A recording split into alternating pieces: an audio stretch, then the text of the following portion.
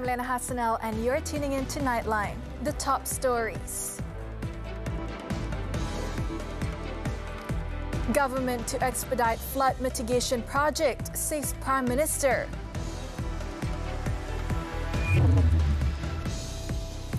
And police closely monitoring the spread of Islamic State-related propaganda in Malaysia.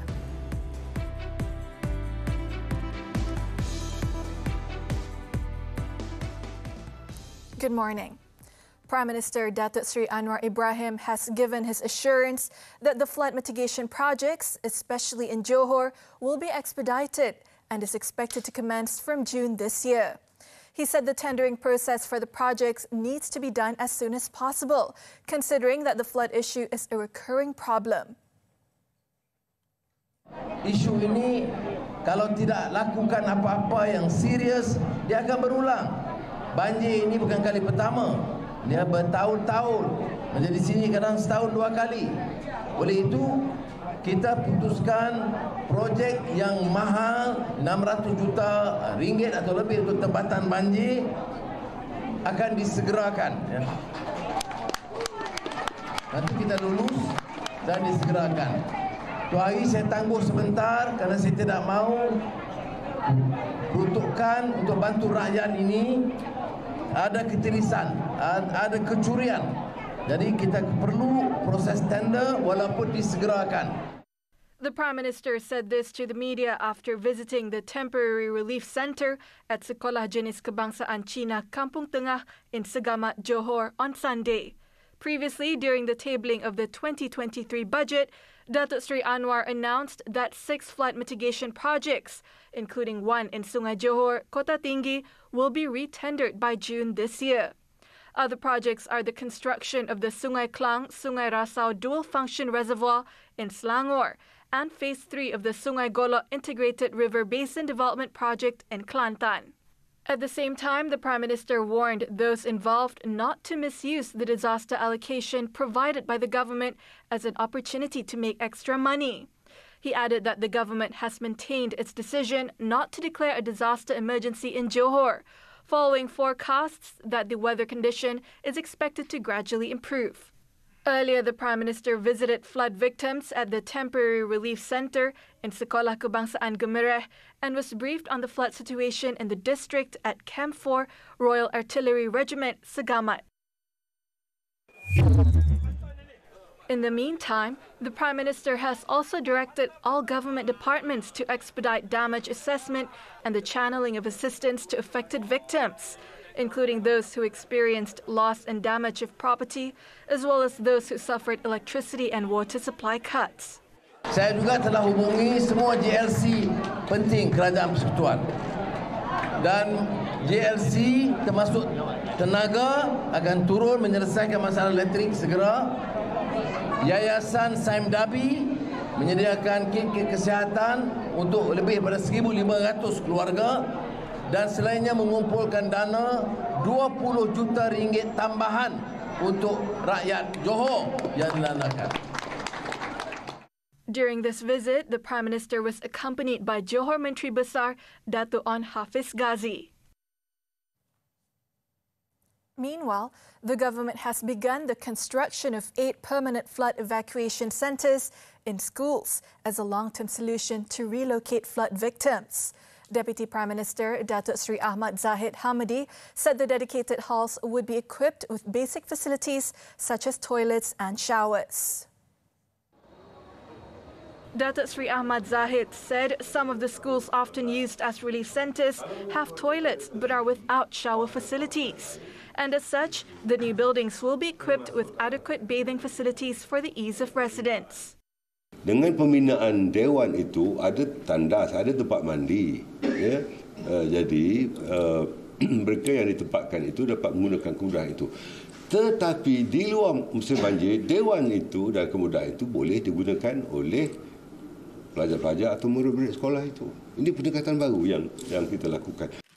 Datuk Sri Ahmad Zahid said this during a media conference after his work visit to the Kedah Regional Development Authority, Kedah headquarters in Jalan Langgar, Alostar on Sunday. The Deputy Prime Minister said construction of 8 permanent flood relief halls in schools has already begun, adding that the allocation came from the National Disaster Management Agency and is managed by the schools. Datuk Sri Ahmad Zahid, who is also the National Disaster Management Committee chairman, said the construction of the permanent flood relief halls was to provide a long-term solution for floods. He said currently there were over 1,000 schools that doubled as flood relief centres in Kelantan, Terengganu, Pahang and Johor, adding that the construction of more permanent flood relief centres would be carried out based on priorities. The Education Ministry MOE has rescheduled the Sijil Pelajaran Malaysia SPM exams for more than 500 candidates who were affected by floods to March 16th. Its Minister Fadlina Siddiq said 533 candidates in Johor, Pahang and Sarawak will sit for their examination on the new date. She said the rescheduling was necessary as 3 papers, namely economics, science physics and home science, were affected due to the floods. Kita akan mula 16 Mac, tapi dari semasa ke semasa kita akan lihat. So kita berdoa supaya tak ada lagi pertambahan tarikh dan kita tak nak anak-anak kita pun maknanya diberikan tekanan, stres sebab cuaca macam ni kan. She said this after launching the national-level #TerimaKasih Cikgu mass movement in Kuantan, Pahang on Sunday. She added that the candidates may have to sit for 3 papers in one day due to the change in dates. Fadlina also pointed out that so far, 17 schools in Johor and 2 schools in Pahang have been affected by the floods. While Selangor and Negeri Sembilan have fully recovered from floods, almost 50,000 victims are still housed in temporary relief centres in 3 states as of Sunday night. As of 11 p.m, Johor still has the highest number of victims at 46,320, followed by Pahang with 3,029 and Malacca with 554 evacuees. According to the Info Bencana JKM portal, 284 relief centres have been opened in Johor to house the evacuees. In Pahang, the number of evacuees decreased to 3,029 people housed in 21 relief centres as of Sunday night. As for Malacca, the number of victims increased to 554 victims housed in 6 relief centres. Police has identified and is monitoring groups in Malaysia linked to the Islamic State terrorist organisation IS. Inspector General of Police Tan Sri Akil Sani Abdullah Sani said the Royal Malaysia Police is closely monitoring the spread of propaganda through social media in order to garner support for the groups. Tan Sri Akil in a statement on Sunday said police is currently working together with international security and terrorism prevention partners in order to monitor the spreading of the propaganda and has increased surveillance to ensure the threat level in the country remains low. The IGP also advised the public to not worry about media reports on the presence of the groups in the country, as well as the propaganda it is spreading. He gave his assurance that the groups pose no threat to national security and any activity that may jeopardize public order will be dealt with strictly. Earlier reports citing the Nordic counter-terrorism network alleged that the IS has launched a media presence in Malaysia via a group that was also active in Indonesia and the Philippines. The group allegedly aimed to destabilize Malaysia's federal government. Amendments to the relevant act are needed to enable the Road Transport Department, RTD, to take action against modified foreign registered vehicles in an effort to deal with the issue of diesel subsidy leakages. First Deputy Finance Minister Datuk Sri Ahmad Maslan said this is to ensure more effective enforcement to curb diesel smuggling activities using the modified vehicles.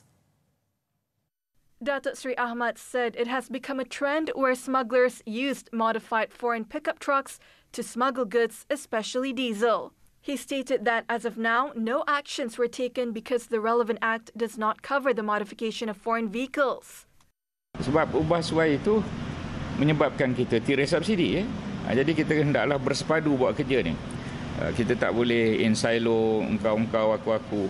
Tapi apabila tajuknya mengurangkan ketirisan subsidi, maka tajuk itulah saya bawa dan akan maklum pada Perdana Menteri supaya dia boleh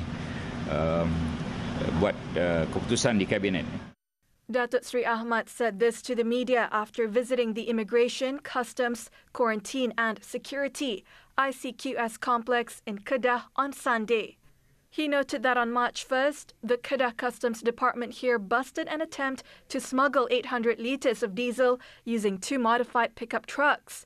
For the record, the department also detained 6 foreign-registered pickup trucks, which have modified tanks laden with 1,780 litres of diesel, worth 3,827 ringgit at the ICQS complex on January 29th.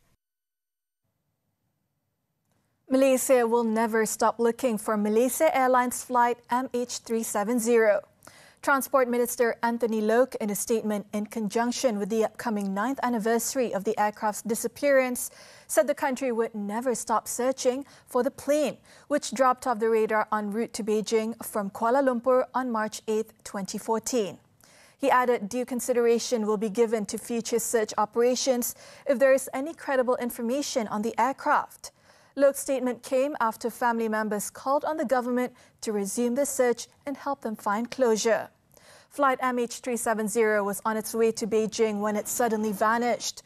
227 passengers and 12 crew members of the Boeing 777 flight were subsequently presumed dead. An international search effort by 34 ships and 28 aircraft from 7 different countries focused on the areas between the South China Sea, Malaysia and Vietnam.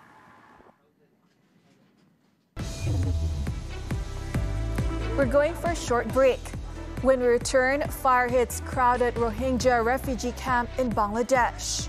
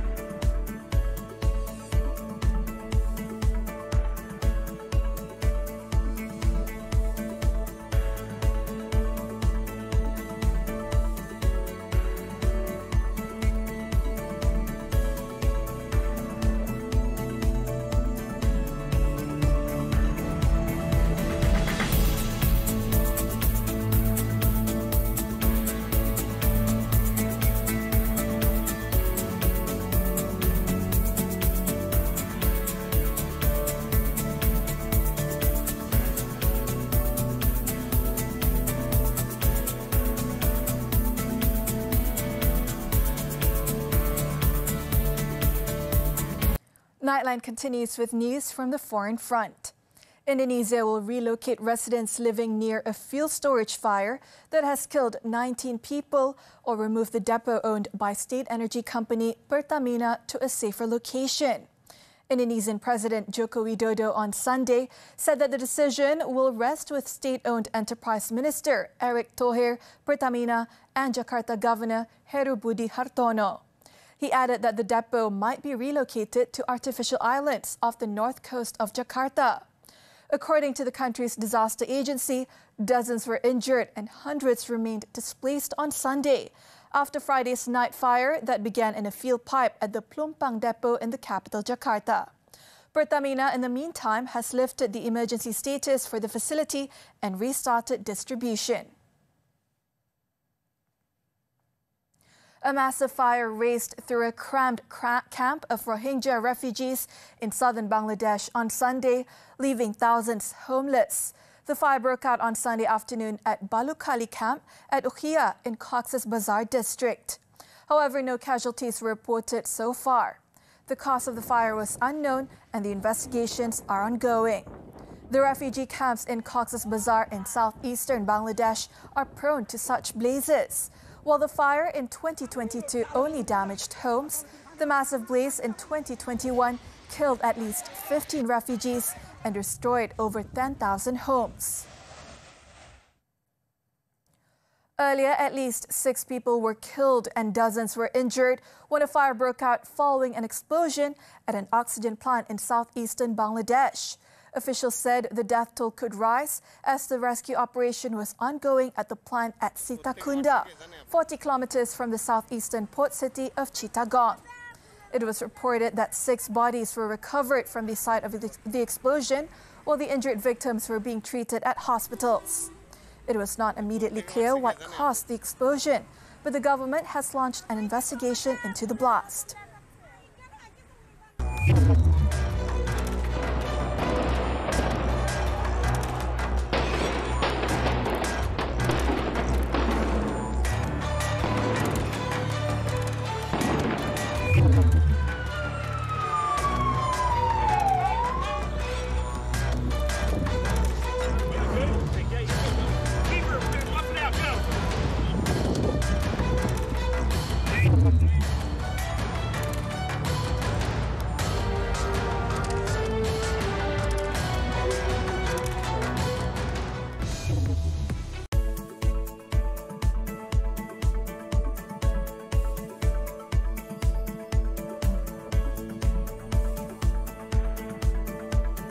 Helios, the master.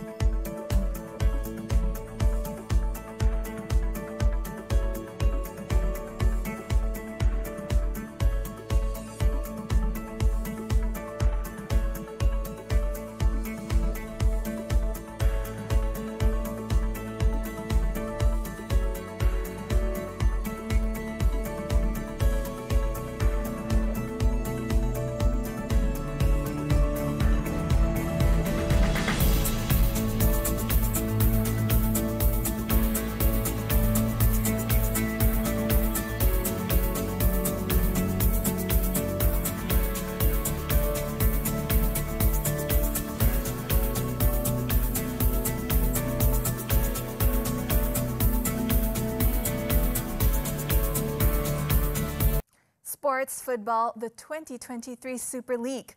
3 matches were played on Sunday night. Kelantan FC claimed a 2-0 win over Penang FC, while Terengganu FC were held to a goalless draw by Kuala Lumpur City FC. In Petaling Jaya, Selangor FC failed to continue their winning form after they were held to a 1-1 draw by Sri Pahang FC. Stefano Brundo gave Sri Pahang the lead in the 74th minute. The match was about to end when the Red Giants salvaged a point thanks to Brandon Gunn's effort. The match ended 1-1, forcing both sides to be satisfied with the share of points. The German Bundesliga now. Bayern Munich held on to return to the top of the standings with a 2-1 win at Stuttgart, who dropped into the relegation zone. Matthijs de Ligt put Bayern in front in the 39th minute after his long-range effort was fumbled by Stuttgart's keeper Fabian Bredlow. The visitors doubled the lead 2 minutes after the hour mark, Eric Maxim Choupo-Moting finishing off a slick team move.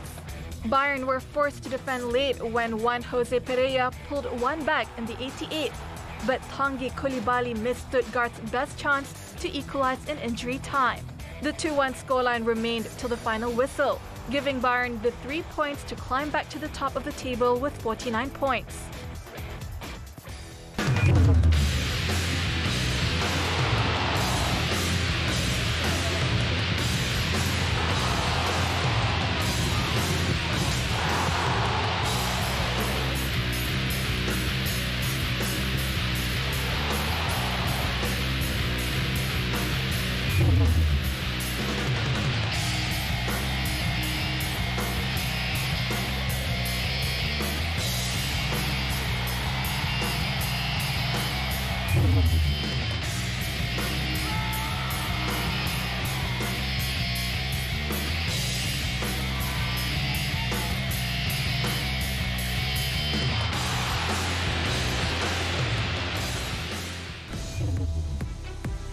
Policeman arrested for shooting wife dead at point blank.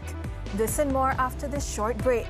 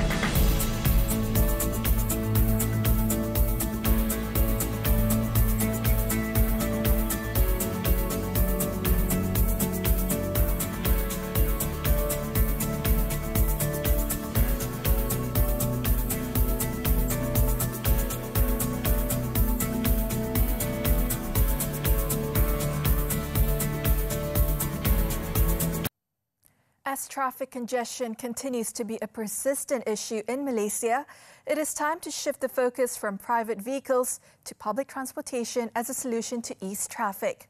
Encouraging more Malaysians to commute more often can have a significant impact on reducing traffic congestion. But this shift requires changing the public's negative perception on public transportation. Hakim Azman reports. The public transport, it doesn't really go to everywhere that I necessarily want to go to. And it's convenient, yeah, but outside of specifically KL and PJ, right, it doesn't really go to many other places. I prefer driving than public transport because of the schedule, the frequency, and it's too much people. If we go to the private vehicle, we will be safe and we don't worry about others. Many Malaysians still believe that private vehicles are more convenient, comfortable and safer than public transportation due to its unsatisfactory level of services, lack of governance, availability and reliability. However, this perception is far from the truth, as public transportation, if it is used correctly, can be just as convenient, comfortable and safe as private vehicles. According to Transit Malaysia, educating the public from a young age is an excellent way to encourage change, thus helping people to understand the importance of using public transportation to ease traffic congestion. Not only through education to the young that we can do, but also to education, continuous education to the public, where people are being given awareness and people are giving options and also information for services. People don't use public transport because the government failed to make it useful.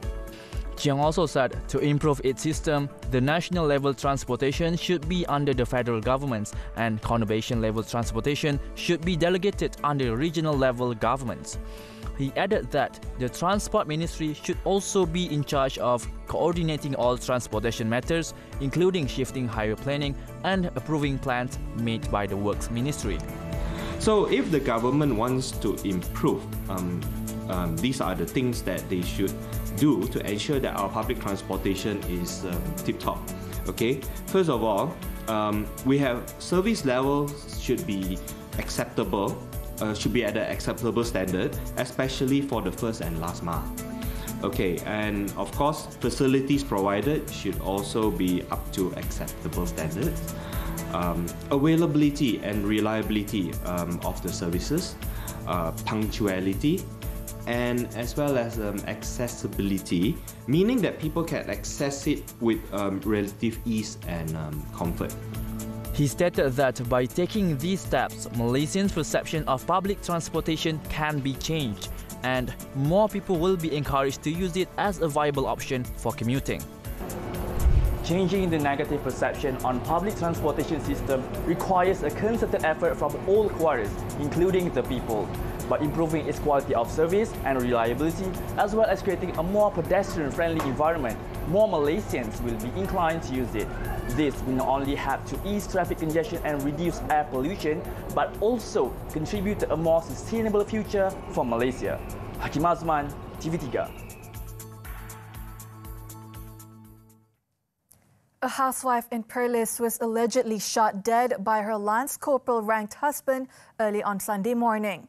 Kangar District Police Chief Assistant Commissioner Yusharifuddin Muhammad Yusuf said the 6 a.m. shooting took place at the couple's residence in Kampung Bendang Baru, Simpang 4, Jalan Kangar, Al-Astar.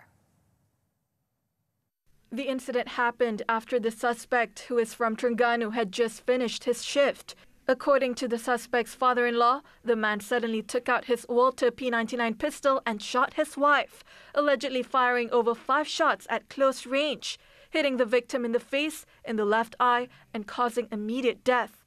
He said once the shooting began, the suspect's father-in-law and mother-in-law, as well as a nephew who lived in the house, fled before their family members contacted the police. The police, who were informed of the incident at 7:26 a.m., went to the victim's house, but calls for the suspect to surrender proved futile as the assailant remained unresponsive inside the house. Police entered the house and found the suspect sitting, still holding the gun in his hand. His wife's body was found lying on the bed in a room in the house, and some bullet casings were also found on the floor. The body was taken to the forensic department of Tuanku Fauzia Hospital, Kangar, for post-mortem. The case is being investigated under Section 302 of the Penal Code for murder, and the suspect is being held at the Kangar police station. He is expected to be brought to the Kangar court on Monday for a remand order. The actor who allegedly physically assaulted his wife has surrendered to the authorities.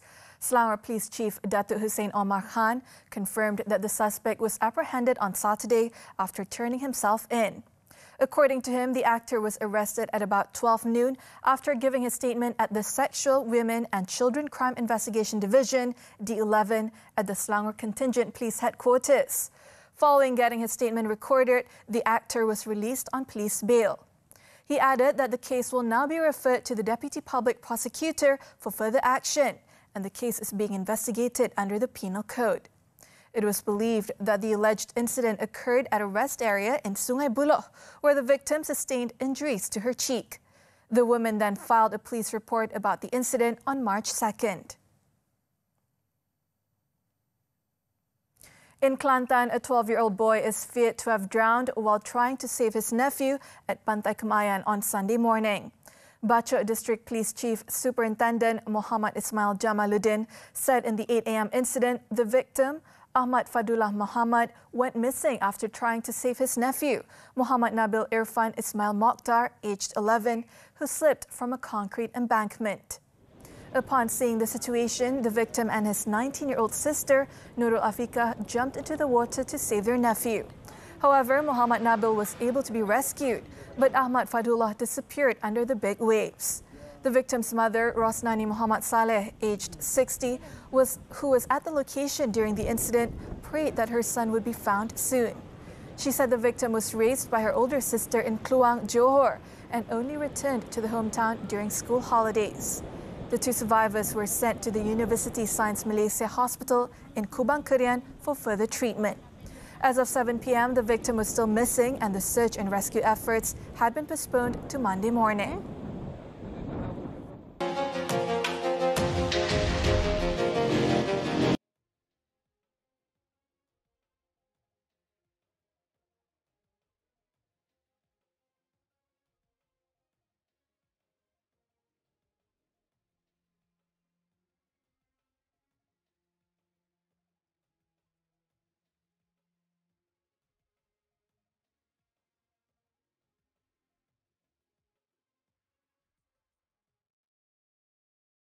As we wrap up Nightline this time around, let's take a look as Emirati artists present their latest works, inspired by their own journeys and traditions, at the annual Sika Design and Art Festival in Dubai's Al Fahidi Historical Neighborhood. With that, I'm Liyana Hassanel. Thank you for watching and stay safe, Indonesia.